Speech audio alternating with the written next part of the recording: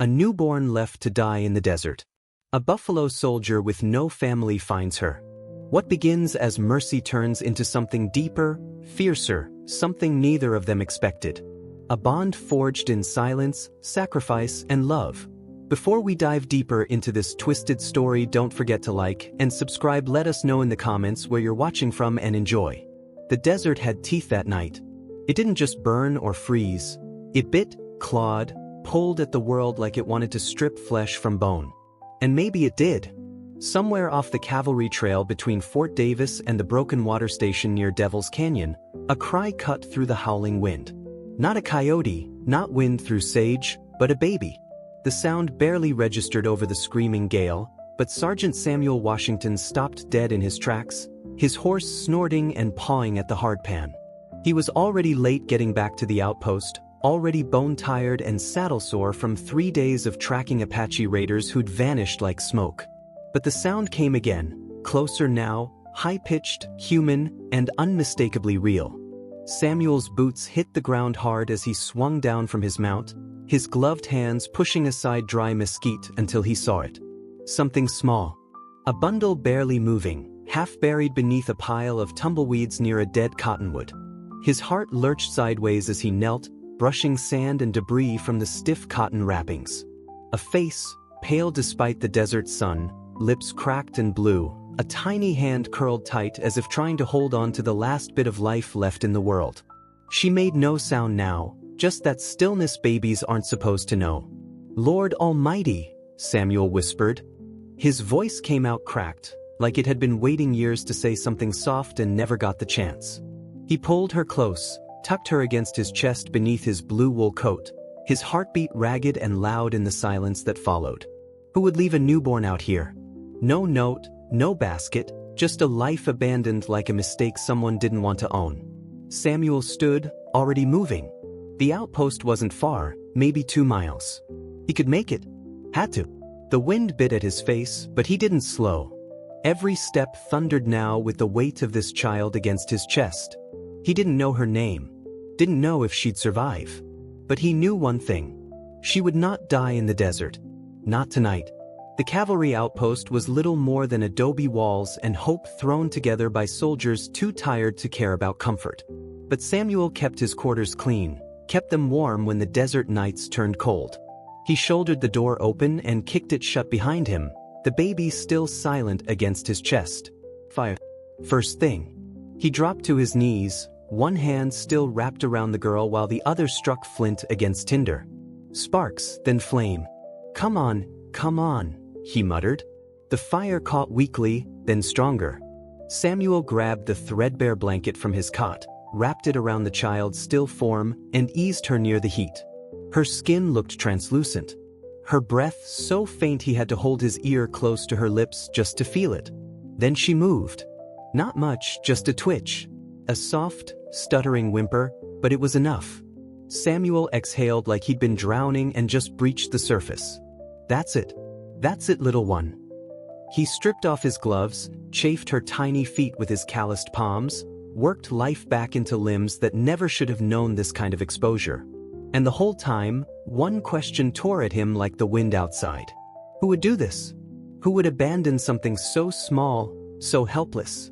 The fire grew, shadows dancing across the adobe walls, and slowly, almost impossibly, color began to return to her face.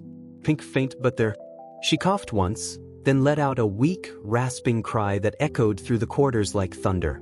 Samuel Washington sat back hard, hand over his face. He hadn't cried in 20 years. Not when his mother died, not when his brother was lynched back in Alabama. But tonight his eyes burned like fire. "Lord above," he whispered, barely audible, "why her?" He didn't sleep that night. He held the girl close, kept the fire fed, and stared into the flames like they might give him answers. Morning came slow, and the wind didn't stop. The storm thickened, wrapping the world in dust and sand. He found a scrap of paper in his saddlebag and used a broken pencil to scrawl a name. It was the only one that made sense. She stirred as the sun crept across the floor, her little fists uncurling, her eyes blinking open for the first time. They were brown like rich earth before rain. Samuel swallowed hard. "You made it," he said. She blinked at him. No smile, no sound. Just life.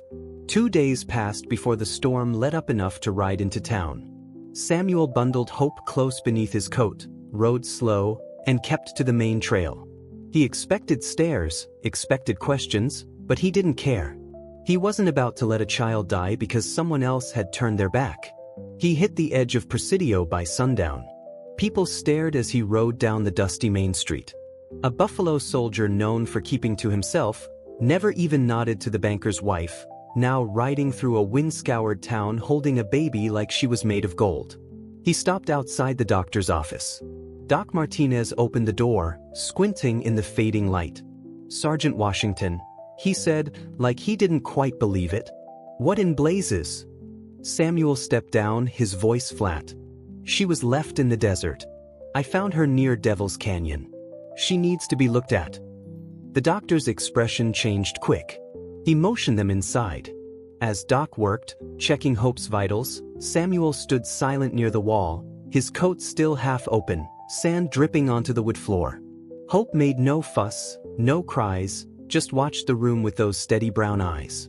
"She's small," Martinez muttered. "Real small but strong. Lungs are clear. No sunstroke. You got to her just in time." Samuel didn't speak. The doctor looked up. "You know who did this?" "No." "You sure?"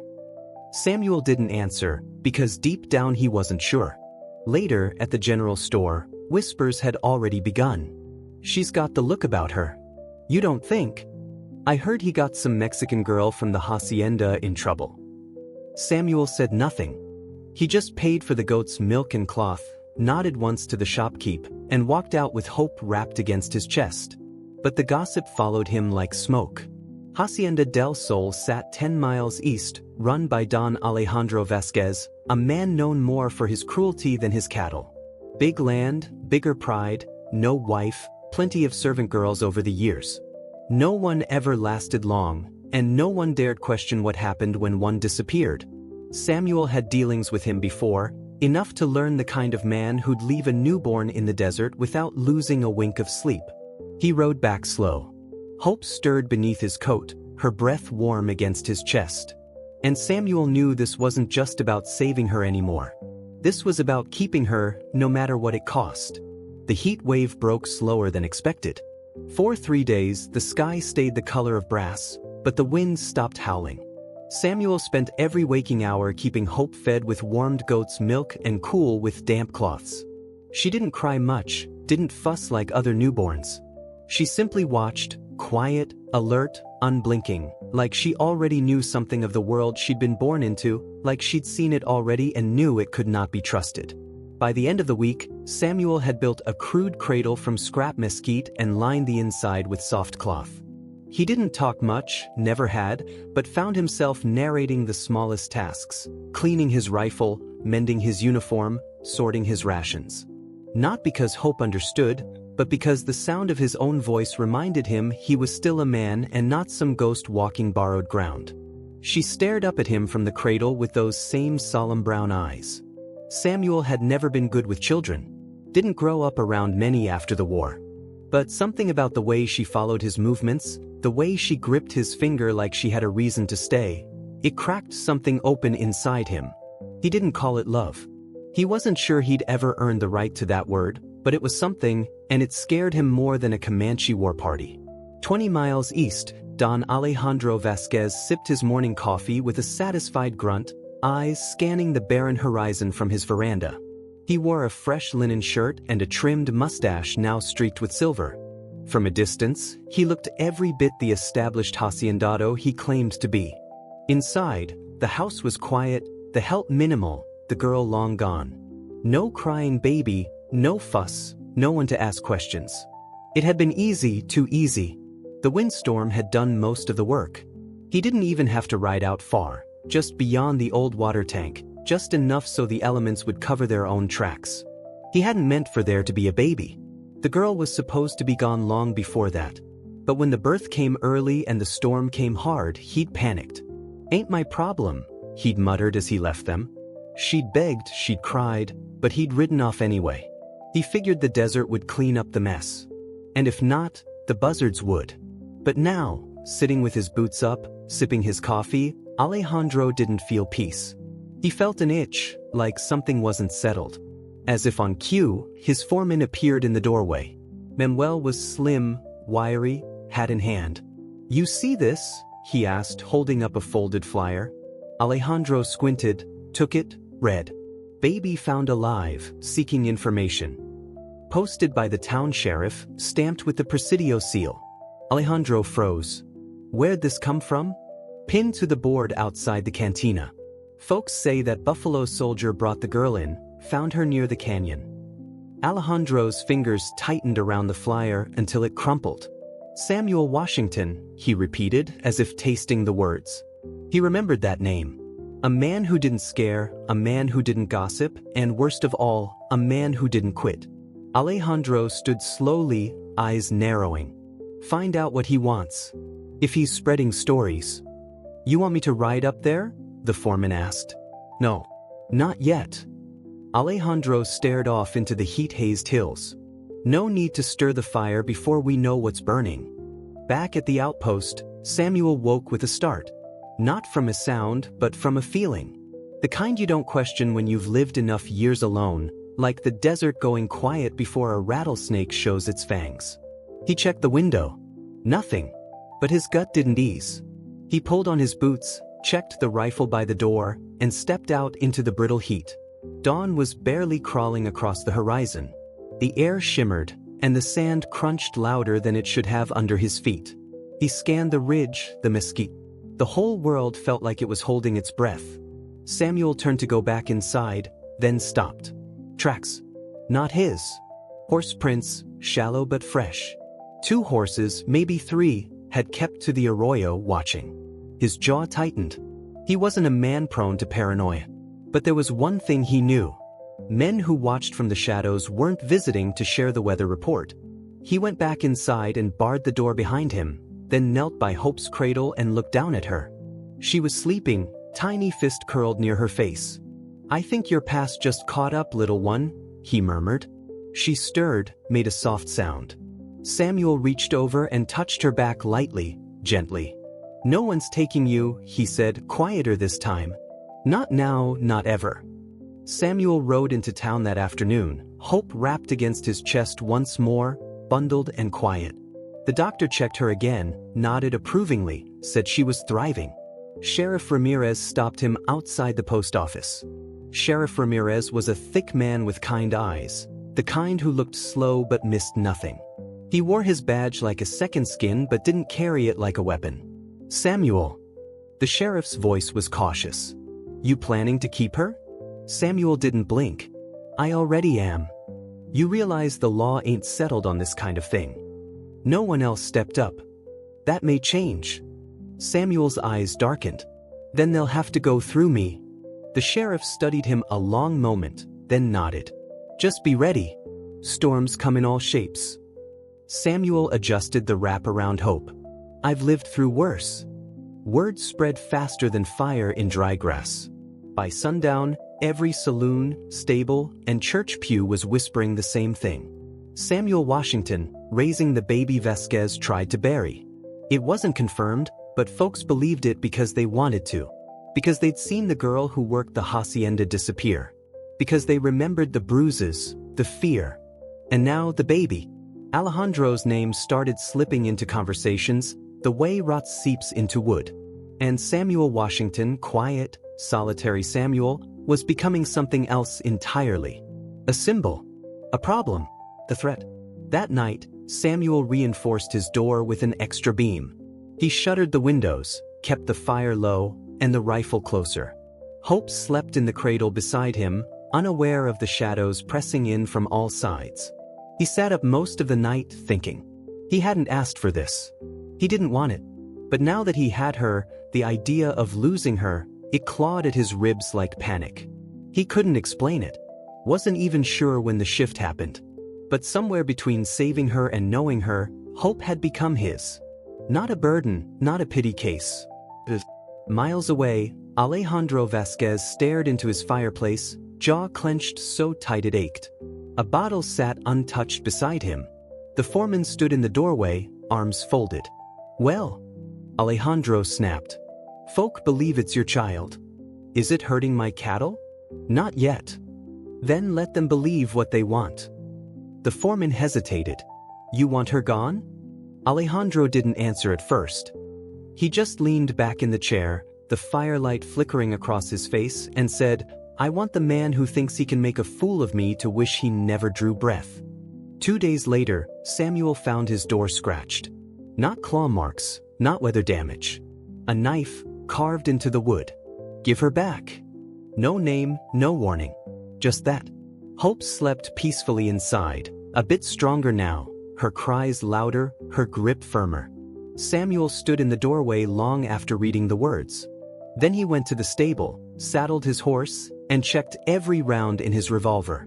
He didn't want violence, didn't seek it, but if they were going to come for her, they'd have to go through a man who'd already buried everyone he ever cared about. And this time, he'd bury them first. It didn't take long for the threats to stop being whispers. That morning, Samuel found his horse's water trough poisoned. He could smell the bitter tang of alkali even before he got close. His mount had been smart enough not to drink, but the message was clear. They weren't trying to hurt the animals.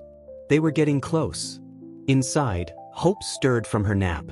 Samuel scooped her up gently, wrapping her snug in the worn quilt Maria Santos had sent from the church. The women in town, most of them mothers, some widows, had begun leaving small offerings, cloth, food, even a handmade rattle. None of them said it outright, but Samuel could see it in their eyes. "You did what we couldn't. You stepped between her and the kind of man the rest of us were raised to endure." Samuel had never been much for sermons, but now every time Hope looked up at him like she trusted him without understanding why, he felt a weight in his chest he didn't know what to call. Like God had handed him something sacred, something breakable. And now men were trying to crush it.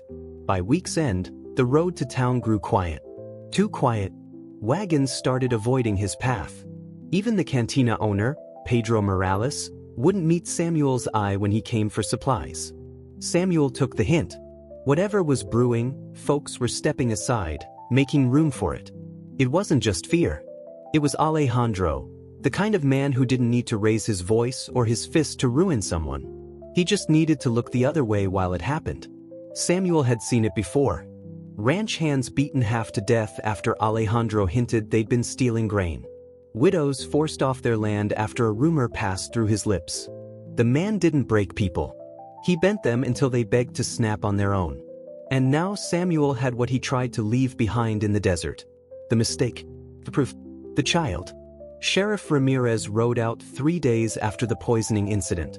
He came alone, hat low, his horse spooked by the scent of smoke still lingering near the fence where someone had torched the kindling pile.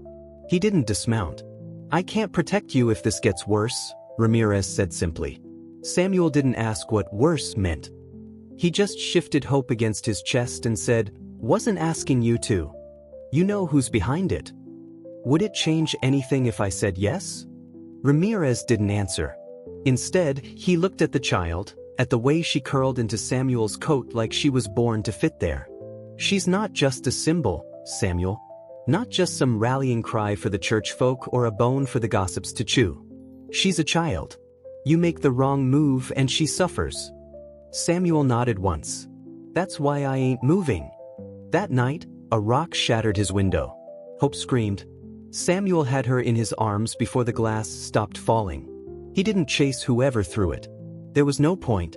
Cowards never stuck around to be seen. Instead, he pulled the shutters tight, wrapped Hope close, and sat near the fire with the rifle across his lap until morning. Sleep didn't come. Only thoughts of the girl, the one who must have carried Hope for months alone. No doctor, no help. Just a frightened woman in a cold world who must have hoped, prayed, that if she couldn't raise her child, maybe someone would. Samuel couldn't save her, but he could save what she left behind. By the next market day, something shifted. A woman named Elena Morales, a widow with 4 sons and a stare that cut through lies, stepped into the general store while Samuel was paying for oats. She didn't speak to him, just walked past, then circled back and pressed a small tin into his hand without meeting his eyes. "Salve," she muttered, "for the rash on her neck. Newborns get them from rough cloth." Then she left. Samuel turned to the clerk. Didn't know she noticed. The clerk shrugged. She buried a daughter 3 winters back. Made her notice everything since. Others followed. A blanket from the priest's sister. A wooden toy from an old vaquero's daughter. Even Doc Martinez stopped charging him, muttering something about debts owed for standing up to men who thought themselves untouchable. Even if no one said the name aloud, Hope became more than just a child. She became a fire in the darkness. But fires attract shadows. Samuel woke to hoofbeats. He moved quiet, barefoot, rifle already loaded from the night before. He didn't light the lantern, just slipped to the window and peered through the shutter crack. 3 riders. 1 carried a torch. 2 wore hats too fine for ranch hands. Samuel didn't hesitate. He wrapped Hope in the quilt, placed her gently in the hidden space beneath his floorboards, his own emergency hiding spot once meant for money or letters, and covered the hatch. She didn't cry, just stared up at him with those solemn eyes as if she knew. "Stay quiet, little one," he whispered. Then he rose, rifle in hand, and opened the door. "Evening," he said flatly. The lead man smiled. It wasn't kind. "You Samuel Washington? You know I am. Got something that don't belong to you. Don't recall seeing your name on anything." The man's smile faded. "You think you're brave playing daddy to another man's mistake?" Samuel stepped forward. "I think I'm the only one who didn't leave her to die in the sand." The silence that followed was sharp, tense. The second rider's hand hovered near his belt. Samuel's rifle didn't move, but his eyes sharpened. "You looking to shoot your way out of this?" the first man asked. "No," Samuel said. "But I will if I have to." The third rider, the quiet one, spoke. "El Patron don't want trouble. Just the child." Samuel's jaw twitched. Then he should have thought of that before he dumped her in the heat. The men stared a beat longer, then without a word turned and rode off. Samuel watched them disappear into the darkness. He didn't breathe until the hoofbeats faded. Then he dropped to his knees and pulled open the floor hatch. Hope stared up at him, not crying, not scared. Just there. Alive. He packed that night. Didn't tell anyone. Didn't even leave a note. Just wrapped Hope tight, slung a bedroll and supplies into the saddlebag, and rode north before the sun came up. He didn't know where he was going.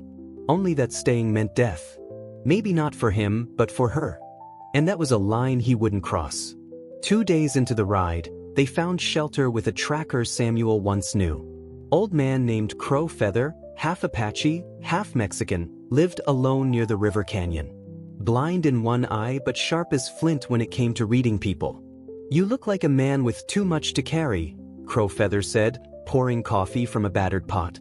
Samuel nodded toward Hope, sleeping near the fire. "She don't weigh much, but the reasons do." Crow Feather studied him a moment. "You plan on keeping her?" Samuel didn't answer. Didn't need to. Crow Feather sipped his coffee. "Then you best be ready to bury the past." Samuel looked up, and the old man's eyes, one clouded white, the other dark as pitch, held steady on his. "Because sooner or later, it'll come for you."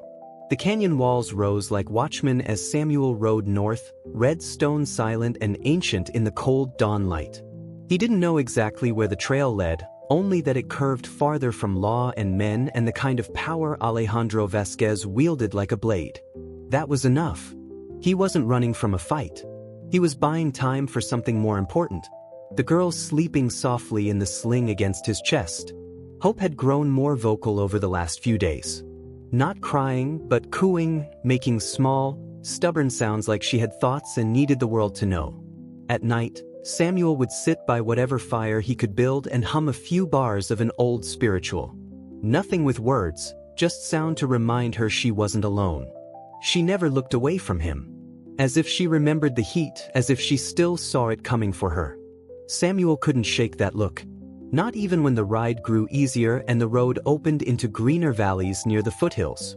Not even when the mesquite thinned and a cabin rose on the ridge, one he hadn't seen in years. It belonged to the Hendersons. Samuel had worked for them long ago, before they'd lost their eldest son to consumption and sold off most of their cattle. Last he heard, the mother still lived there alone. He knocked with caution. Not because he feared a gun, but because he feared kindness he couldn't repay. The door opened slowly. Mary Henderson was older than he remembered, but not weaker. Her spine was straight, her voice low and strong. "Samuel Washington," she said, like she'd just seen him last week. "Took you long enough to come back." He dipped his head. "Didn't have a reason before." She glanced down. "Looks like you found one." Samuel shifted, letting her see Hope's small face peek from the sling. Mary's lips parted slightly, but no question came. Only, "Well, don't just stand there. Come in." The cabin smelled of herbs and cornbread, and the walls were lined with shelves of jars, roots, dried berries, old remedies folk had forgotten in town. Mary took Hope without asking, cradling the child with practiced ease. Samuel sat down hard, like a man finally letting the weight settle. He told her everything, not in order, not with names, but enough that she understood. Mary listened, didn't blink, didn't interrupt. When he finished, she set Hope back in his arms and said, "You've already done more for this child than most men would. But that won't be enough." Samuel frowned. "I ain't looking for praise." "I'm not offering any," she said sharply. "I'm telling you she needs more than food and firewood. She needs safety. And that doesn't come from running. It comes from planting your feet." Samuel looked away. "She ain't my blood." "She is now," Mary said. Back in Presidio, Alejandro's hand moved quietly. He didn't storm the sheriff's office or send riders at dawn. He spoke softly to the judge. He shook hands with the church deacon. He had drinks with the editor of the weekly paper. By the time the ink dried on the printed page, Samuel Washington's name was no longer that of a man who saved a child. It was that of a thief. Soldier absconds with newborn. Town demands answers. Lies, half-truths, omissions. Enough to cast doubt. Enough to plant questions. And in a town like Presidio, questions were as dangerous as bullets. The sheriff slammed the paper down on his desk. He saved her, and now they'll crucify him. Doc Martinez shook his head. Truth don't matter if the ink says otherwise. Think he'll come back? No, the doctor said. And he shouldn't. But someone else might go looking. And Alejandro was counting on that. Samuel spent 5 days helping Mary patch her fences and repair the chicken coop. Hope slept better now, soothed by the rocking chair and the steady rhythm of Samuel's voice when he read from a worn Bible. She's taking to you, Mary said one night. She don't have much choice. That's not true, she said. Babies know. Maybe not with their heads, but with their bones. Samuel didn't answer. He couldn't, because somewhere deep down he knew she was right. And that scared him more than any hired gun Alejandro might send. Trouble found them on the 6th night. It came with fire. Samuel awoke to the smell of smoke, the sound of the barn's roof groaning under flames. He bolted outside, rifle in hand, Hope swaddled against his chest with one arm. The chickens were gone. The fence slashed. Mary stood barefoot in the dirt, mouth tight, eyes scanning the trees. Too late, she said. They're gone. Samuel stared at the blaze. They didn't want the animals. No, she said. They wanted you scared. Samuel looked down at Hope, then back at the flames. Then they failed. He buried the ashes the next morning. The ground was hard, unforgiving. Mary didn't ask what he planned to do next. She simply made coffee and handed him a worn saddlebag full of herbs and cloth. If you don't want to fight them here, she said, then fight them where it counts. Samuel frowned. Go back. Show the people, the ones who don't know who to believe, show them what truth looks like. Samuel shook his head. They'll never see past Alejandro's version. Then don't let them look away. The ride back to Presidio felt different. He wasn't sneaking. He wasn't hiding. He was riding straight into the storm. Hope stayed quiet most of the trip. But on the second night, as they camped near the old creek bed, she reached for his face with one small hand and touched his jaw like she was trying to memorize him. Samuel held her close, heart thudding against his ribs. I won't let them take you, he whispered. I swear it. Back in town, the paper's headline had done its work. Half the town looked at Samuel like he was dirt. The other half looked away like they didn't see him. Only a few nodded: Elena Morales, Maria Santos, the priest's sister, and Sheriff Ramirez, standing outside his office like he'd been waiting. "You planning to make a scene?" the sheriff asked as Samuel dismounted. "Not unless they make me." "You come to turn yourself in?" "No," Samuel said. "I came to speak." Ramirez's brow furrowed. "Speak to who?" "Everyone." That Sunday, Samuel stood on the church steps. He didn't shout, didn't wave papers or draw his gun. He just stood there, hope in his arms, and told them the truth. He told them how he found her, how the desert nearly took her, how she'd clung to life with a strength that shamed him. He didn't mention Alejandro, didn't need to. He only spoke of the girl, what she deserved, and what it meant that no one came looking for her except a man with nothing left to lose. "I ain't asking for approval," Samuel finished. "Only for eyes open. If that ain't something this town can manage, then maybe it deserves the kind of men that leave children to die." Then he walked away, left them in the silence. Later that evening, a knock came at the boarding house door where he'd taken a room. It was Elena Morales. She didn't say anything, just handed him a cradle, hand-carved pine with a quilted lining. Thought she deserved better than the floor. Samuel swallowed hard. Behind her stood the priest's sister with a tin of milk. Behind her, Doc Martinez with fresh cloth. Behind him, others. Not a crowd, not a mob, but a start. And miles away on a ridge near the hacienda, Alejandro Vasquez watched it all through a spyglass. He didn't speak, didn't blink, just stared.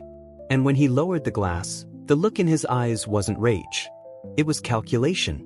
The kind that meant Samuel had only just made the fight begin. The letter came folded in expensive parchment, sealed in red wax like something meant for a banker or judge. Samuel read it once, slowly, eyes narrowing line by line. He didn't read it aloud. Didn't need to. The words stuck in his gut like a blade pressed hilt deep. Petition of custody and reclamation filed by Don Alejandro Vasquez, landowner, claiming paternal rights to one female infant currently in the unlawful care of Mr. Samuel Washington under illegal retention. Hope cooed softly on the floor beside him, playing with a wooden cross Maria had carved. The fire crackled. Outside, evening fell soft and silent like it didn't know war had just been declared. Samuel set the letter down and rubbed a hand across his face. Not because he was tired, but because if he didn't move, he might break something. He'd expected threats, guns, hired riders, and burned barns. He hadn't expected this. The law. Not fists, not fire. Just ink and lies. And that, more than anything, meant Alejandro was serious. He wasn't just trying to scare Samuel anymore. He was trying to take her. Sheriff Ramirez came by at dusk. He didn't knock, just stepped inside slow, boots heavy with dust. "I got one too," he muttered, holding up an identical envelope. "Guess he's not wasting paper." Ramirez sat down hard.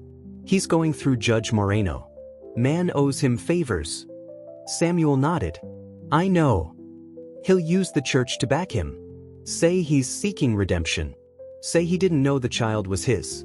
That he's found religion, or some other lie folk like to swallow when the pews are warm and the preacher's voice is soft." Samuel didn't reply. Hope had fallen asleep on the quilt now, one fist curled near her mouth. Ramirez leaned forward, voice low. "You got two options, Samuel. Fight it or vanish." Samuel looked at the fire. "Can't run forever." "No," the sheriff said. "But you might have to. For her." Samuel didn't move, his face hard as stone. Then, softly, "She deserves more than running." The hearing was set for 5 days later. Town hall, noon, public. Alejandro's doing, a stage built with purpose. He'd ride in with a clean coat and a practiced heart. He'd tell the town he was sorry, that he never knew the girl survived, that his conscience had kept him up at night and he'd only now found the strength to make it right.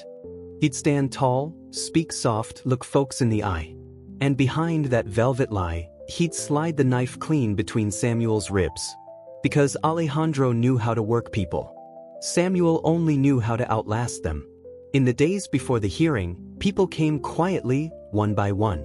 Elena Morales brought old court papers, proof that Alejandro had once paid off a charge of assault with a settlement instead of jail time.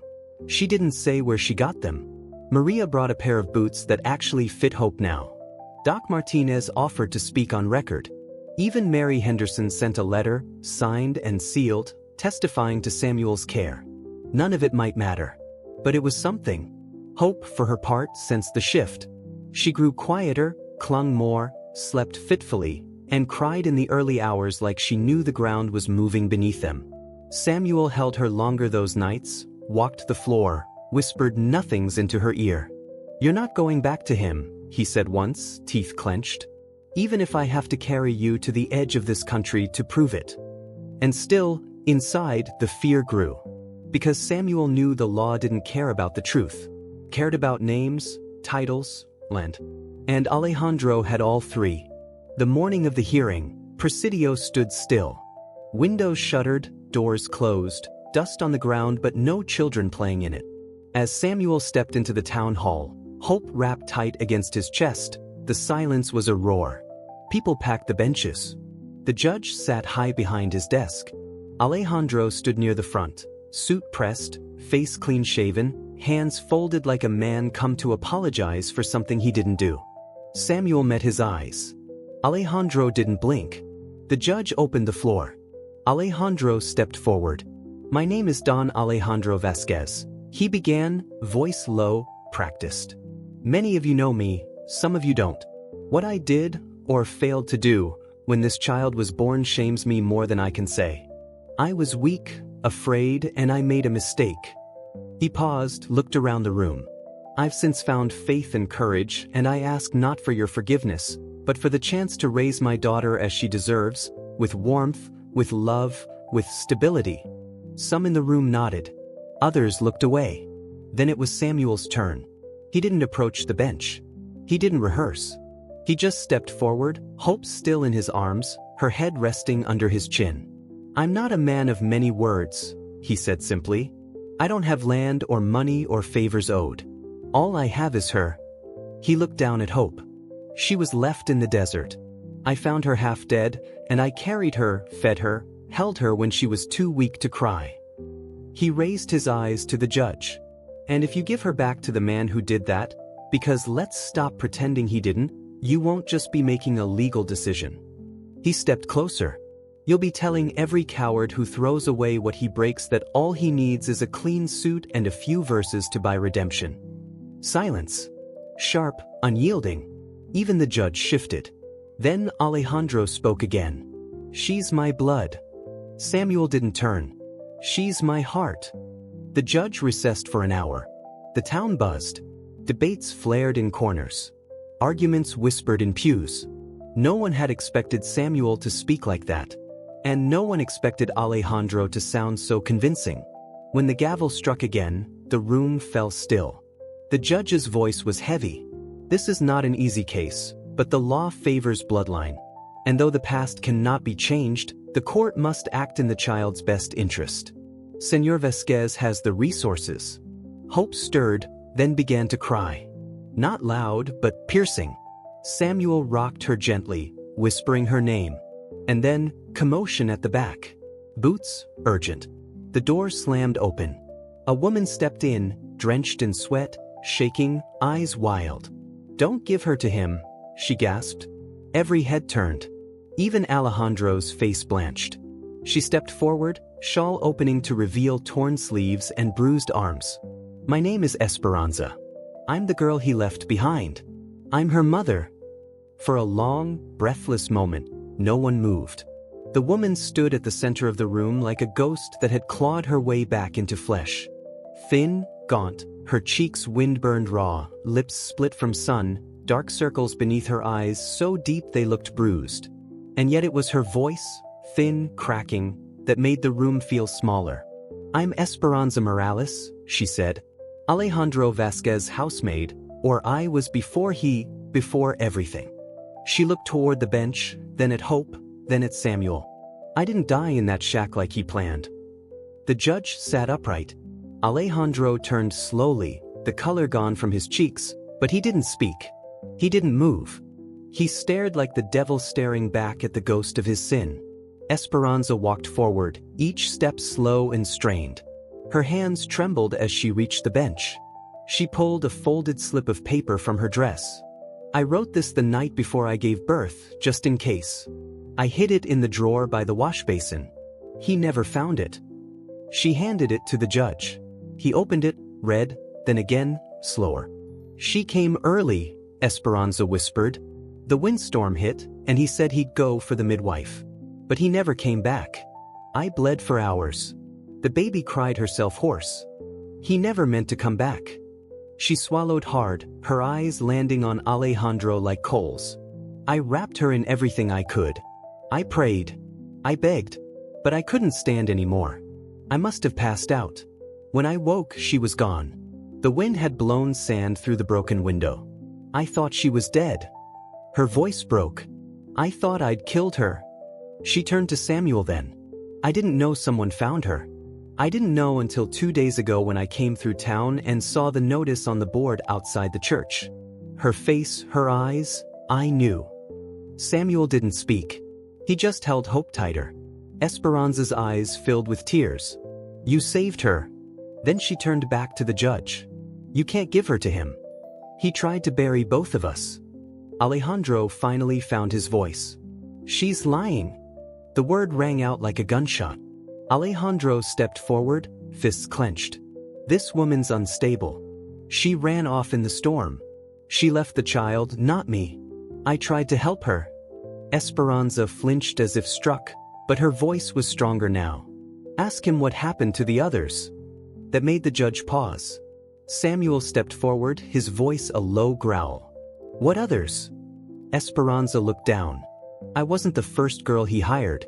Just the last. The room broke into murmurs. Alejandro shouted over them. Lies. She's trying to take my child. She's not yours. Esperanza screamed, her voice shaking the windows. You said she was a mistake. You said the desert would make it right. Then she turned to the judge again. I didn't come for his money. I didn't even come to take her back. I came to keep him from doing what he's done over and over again, burying what he breaks. The judge held up a hand. Enough. Silence fell. I'll need time to review all this, he said. No, Esperanza said quietly. You don't.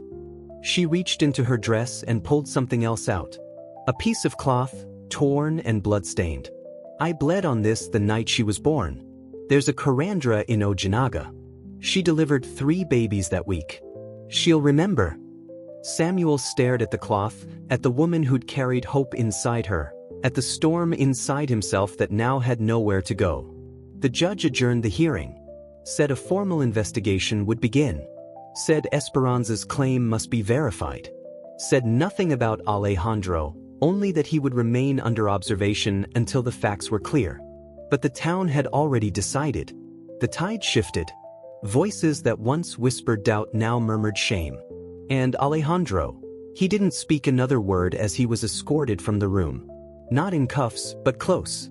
Samuel watched it all from the back wall, hope against his chest, Esperanza a few feet away, her arms folded, her eyes red, her strength drained. He didn't know what to say. Didn't know if he was supposed to speak. But as the crowd trickled out and the silence settled over the benches like dust over grave markers, he turned to her. She's healthy. Strong. Esperanza nodded. Because of you. She knows your voice now. You said her name, and she looked for it. Esperanza tried to smile. It didn't hold. She deserves more than either of us. Samuel didn't answer because she was right. But she was also wrong. Hope didn't need perfect. She needed present. Outside, the heat had picked back up.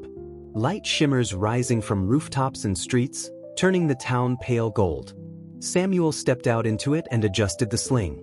Hope stirred. Esperanza followed a few moments later. The priest's sister stood by the steps, eyes shining with something Samuel didn't know how to name. She touched Hope's cheek gently, then looked at Samuel. She's already changed this town. Then she turned to Esperanza. And you? Esperanza swallowed hard. I wasn't brave. Not until now. You were brave when it mattered. Samuel turned then, walking slowly toward his horse. Esperanza walked beside him. "We'll have to talk," she said quietly. Samuel nodded. "I'm not here to take her," she added. "I need you to know that. I don't even know how to be someone's mother." He glanced down at Hope. "She already chose you once," he said. "In that desert, somehow she chose to breathe." Esperanza wiped a tear. "And you answered." They rode out that afternoon, not far, just beyond the edge of town, to a small adobe house lent by the Morales family. Bigger, cooler, the fire built for cooking, the roof solid, and 3 days of peace ahead before the judge would rule formally. Esperanza took the small back room. Samuel took the main. Hope slept between them in the cradle Maria had made. And each night, Samuel found himself watching both of them. A girl barely holding her wounds together. A child who didn't know the war that had been waged over her bones. On the second night, Esperanza sat beside him by the fire. "I never thanked you." "You don't have to." "I want to." Samuel didn't reply. She watched the flames. "I'm not whole, Samuel. Not after what he did. Not after what I let happen." "Turned. You survived. I ran. You lived." Tears touched her lashes. "She loves you. You know that." Samuel said nothing. His hand rested lightly on Hope's blanket. "Do you love her?" Esperanza asked. It was a simple question. It felt heavier than any bullet. "I think she's the first thing that ever made me believe I wasn't just passing time till I died." Esperanza nodded slowly. "Then I think she's already got what she needs." The next morning, the judge sent word. The court would not return custody to Alejandro. A formal investigation into his past had begun. He was no longer allowed near Hope. Not now, not ever. Samuel read the words slowly, then folded the paper and looked across the room to Esperanza, who was swaying softly with Hope in her arms. He didn't feel relief. Not exactly. He felt something deeper, finality, and something more painful. Decision. Because now came the hardest part. What happens to Hope? Does she go to the woman who bore her, or stay with the man who raised her from death? And could she have both? Samuel stood. Esperanza turned. "I think," he said slowly, "we need to figure out what we are." The adobe house sat quiet the next morning. Too quiet. No wind, no fire crackling, just the faint stir of Hope's breathing in the cradle and the slow creak of wood settling beneath adobe walls. Samuel sat on the front step, boots in the dust, cup in his hands gone cold an hour ago. He'd slept barely a wink. He'd expected relief once the ruling came down. He thought knowing Alejandro Vasquez could no longer reach for the girl would loosen something in his chest. But it hadn't. Not really. Because now the danger wasn't a man with a name or a court with a seal. It was the future. And futures weren't solved with rifles or laws. He'd carried her from death, fed her, changed her, held her through long nights of nothing but firelight and silence. He had memorized the sound of her breathing before she ever learned his name. But Esperanza was her blood. And some things, no matter how twisted, couldn't be unbound by will alone. Behind him, the door creaked. Esperanza stepped out barefoot, wrapped in Samuel's coat. Her hair was braided neat now, the bruises on her face turning yellow at the edges. She was stronger, standing straighter. The woman who'd staggered into that courthouse was gone. In her place stood someone else entirely. Samuel didn't turn. "You think she'll remember the heat?"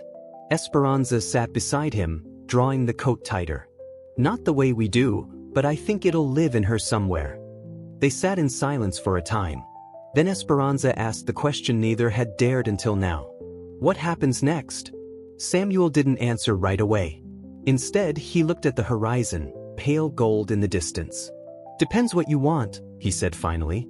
"I don't know what I want," she admitted. "I want to be her mother, but I don't know how. I want to hold her without shaking. I want to look at her without remembering him." "You will," Samuel said. "It'll fade. Pain always does, just not fast." She looked at him. "What about you?" "I didn't plan any of this. I didn't ask for it." Esperanza looked down. "But I'd do it again," he added, voice low. "Every second, every mile, every night by that fire." They didn't speak for a long while. Then Esperanza asked something that stopped him cold. "Would you stay if I asked you to?" He looked at her, really looked, and the weight of it all, the nights, the hunger, the fear, the love he never meant to grow, sat right there behind his ribs, unmoving. "I already did," he said. She swallowed. "I don't want to take her from you." Samuel shook his head. "And I don't want to take her from you." Hope stirred inside, her little voice lifting like a bird stretching its wings. Esperanza turned toward the sound instinctively and walked back in, lifting Hope from the cradle with practiced hands. The girl fit there too, tucked against her shoulder like a piece put back in its rightful place. That sight carved Samuel clean in half. He stepped inside and leaned against the doorframe. "I can build another cradle." Esperanza turned. "You don't have to." "I want to." Something passed between them. Not love exactly, but something more rare, recognition that no matter what titles the world handed them, mother, guardian, orphan, sinner, they were bound now. Not by accident, but by the girl who had survived them both. They didn't make any decision that day or the next. Instead, they made space. Samuel taught Esperanza how Hope liked her milk just warm, not hot. Esperanza showed Samuel how to rock her without putting her straight to sleep. They swapped shifts on watch, took walks when the heat broke just enough.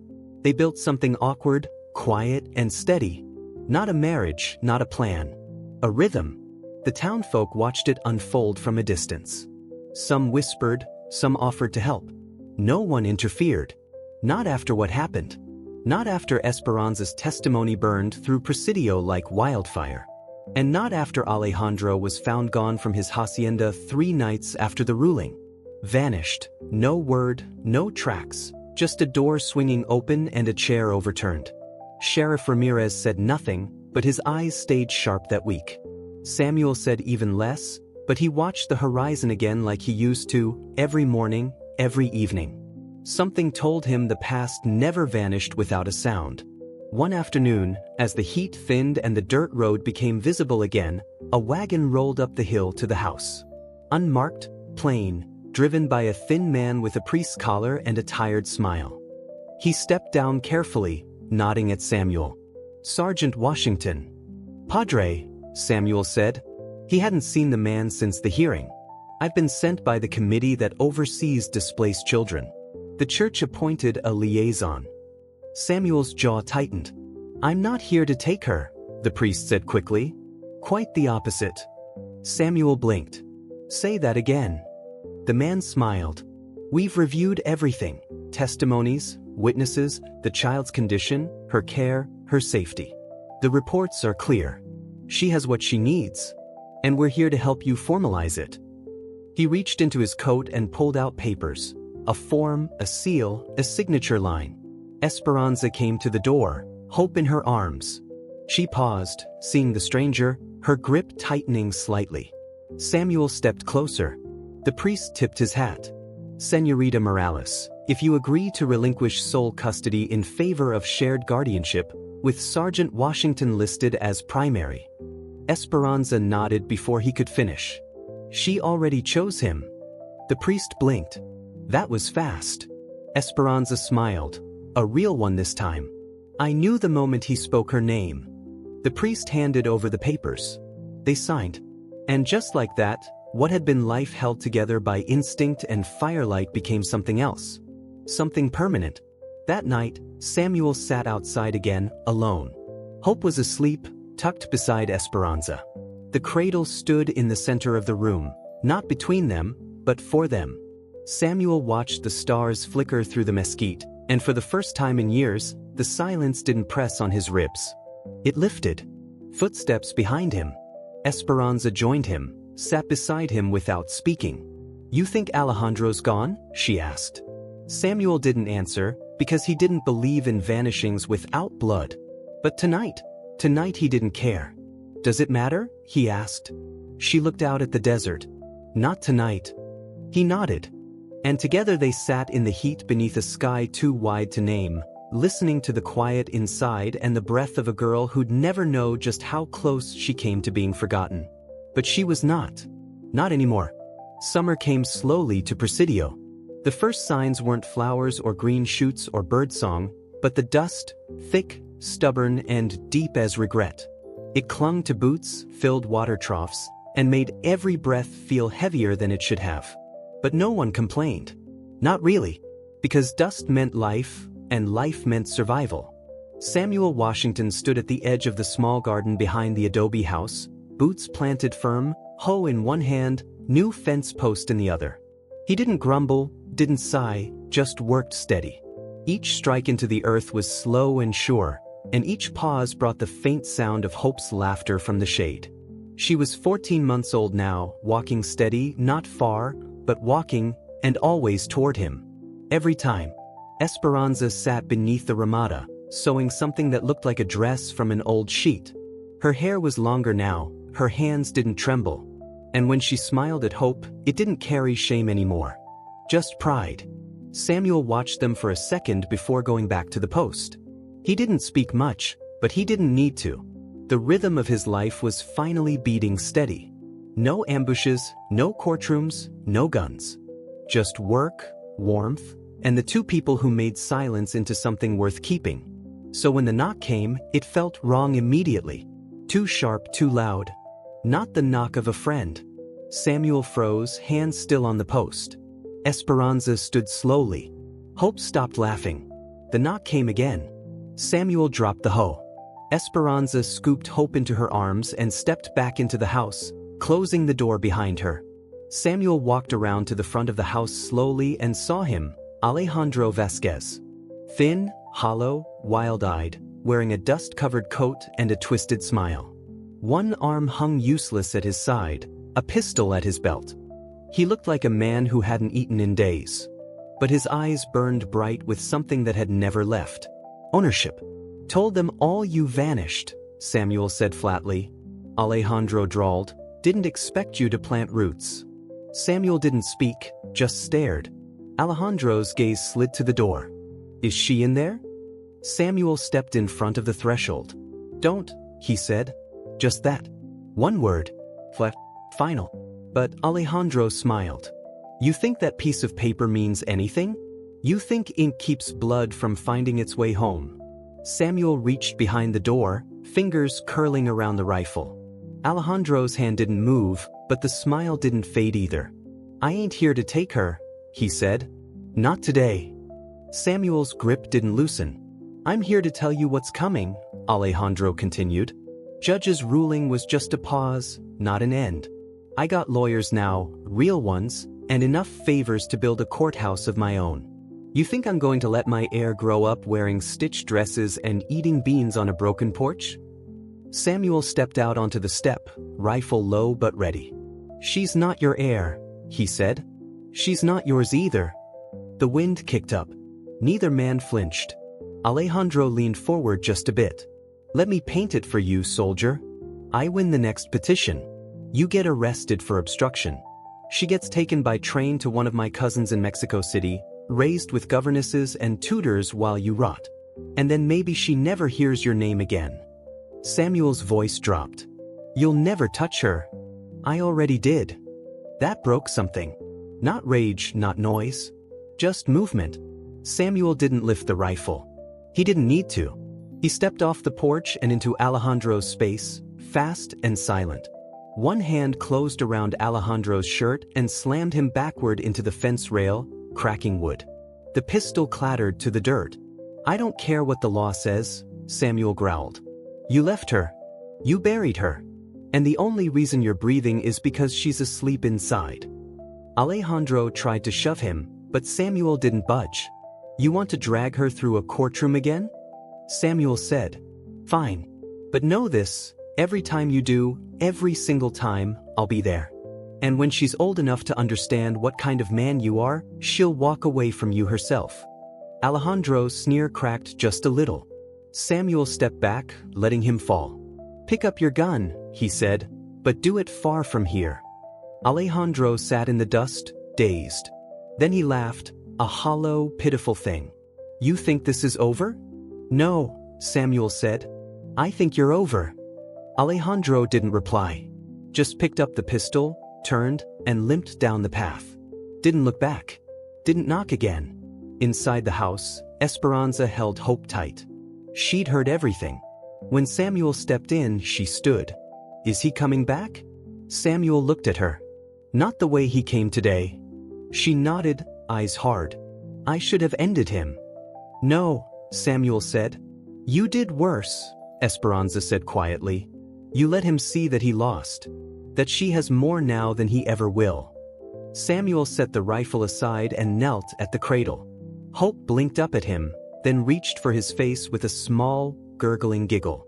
That sound, light, simple, full of peace, washed through the room like a final breath of summer giving way to something better.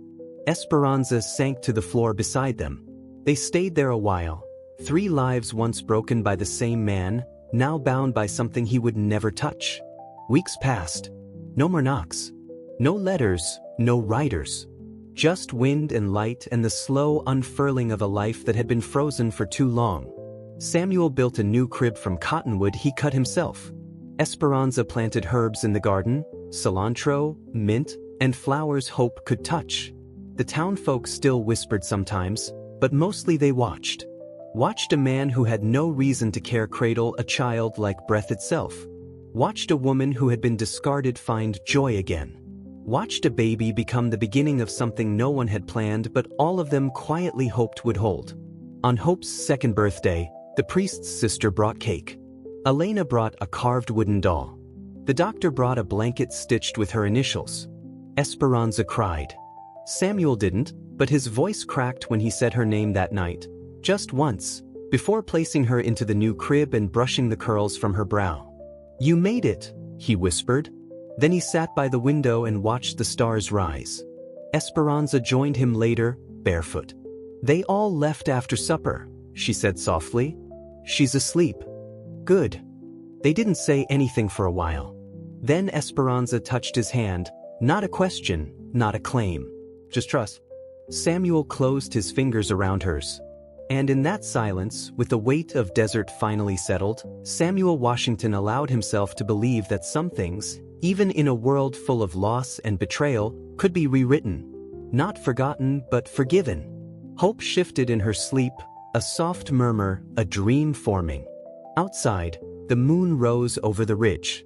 And inside, 3 people no one expected to survive sat together in a house no one believed would hold. But it did. And so did they.